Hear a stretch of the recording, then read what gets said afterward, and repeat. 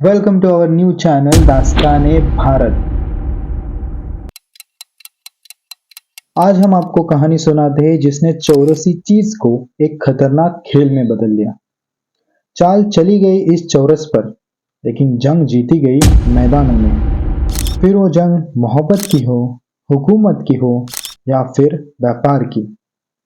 एक ऐसा खेल जिसमें ज्ञान, रणनीति, विश्लेषण, योजना और आखिर में दुश्मन का अंत करना सिखाया गया।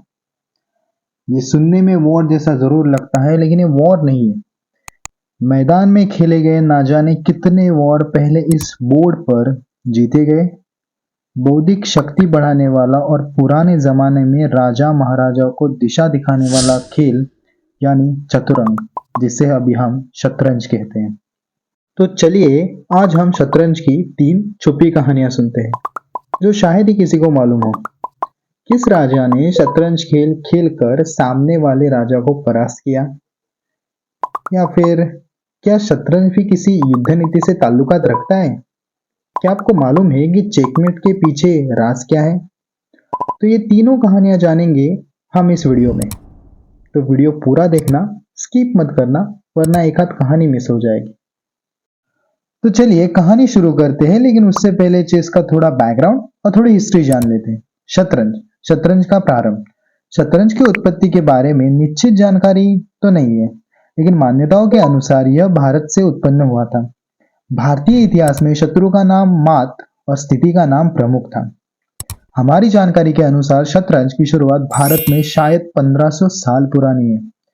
इसे मूल रूप से भारत में अष्टपद, यानी संस्कृत में 64 वर्ग कहा जाता है, यानी मकड़ी। इस खेल की शुरुआत 7वीं शताब्दी के आसपास चतुरंग नाम से हुई। भारतीय संस्कृति में इस खेल का बड़ा महत्व है। यह ब्राह्मणों और क्षत्रियों के बीच खेला जाता था।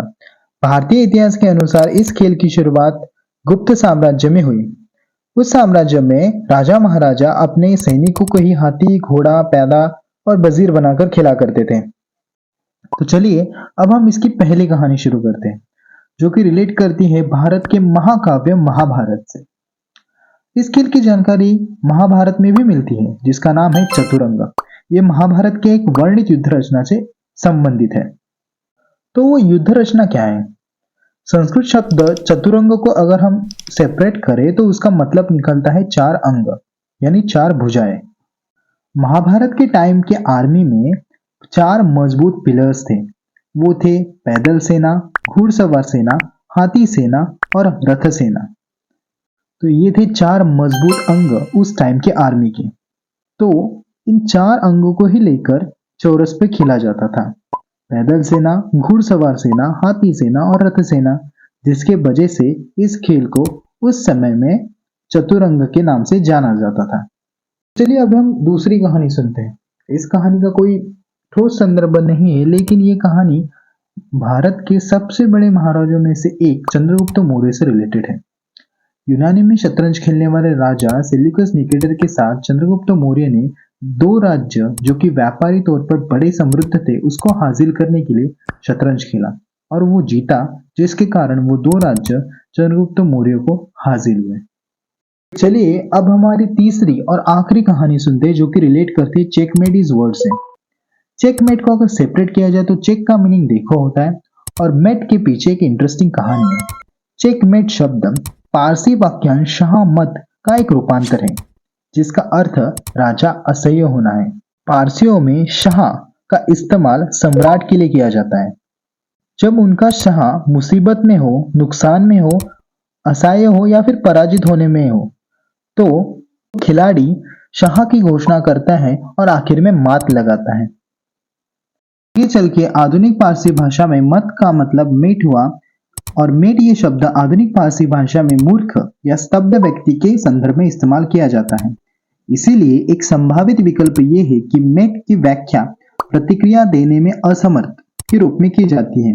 एक राजा मेट यानी शाह मत होने का मतलब ये है कि राजा कोई भी प्रतिक्रिया देने में असमर्थ है। जब कोई भी प्रतिद्वंदी अंतिम कदम चलता है तो वो चेकमेट इस वर्ड का इस्तेमाल करता है, यानी सामने वाला कोई भी चाल चलने में असमर्थ है। यही वाक्य इस खेल का व्यवहार दर्शाता है कि हमें राजा को मारना नहीं है बल्कि उनसे आत्मसमर्पण करवाना है। तो ये थी हमारी 3 छुपी हुई कहानी। महाभारत में 4 सेनानी अंगों से बना चतुरंग। फिर चंद्रगुप्त मौर्य ने अपनी बड़ी सेना छोड़कर अपने दिमाग का इस्तेमाल करके जीते 2 व्यापारिक राज्य। और फिर पारसियों ने पूरी दुनिया को दिया इस खेल का व्यवहारिक शब्द चेकमेट। इस तरह महाभारत से चलता आया ये खेल चतुरंग से शतरंज बना। पारसियों की मदद से ये खेल दुनिया भर में पहुंचा। मौर्य काल में इस खेल ने अछूत काम किया और जो खेल भारत में इजाद हुआ वो खेल आज रूस, फ्रांस और सूडान में नेशनल खेल के तौर पर खेला जाता है। आज विश्व भर में इस खेल की वर्ल्ड चैंपियनशिप खेली जाती है। तो ये थी हमारे भारत की चेस की दास्तान। अगले वीडियो में हम जानेंगे भारत के 3 प्राचीन मंदिरों की दास्तान। दूसरी वीडियो आने तक दास्तान-ए भारत क्रॉनिकल एंड टेल्स इस चैनल को सब्सक्राइब जरूर करें और अपना ख्याल रखें।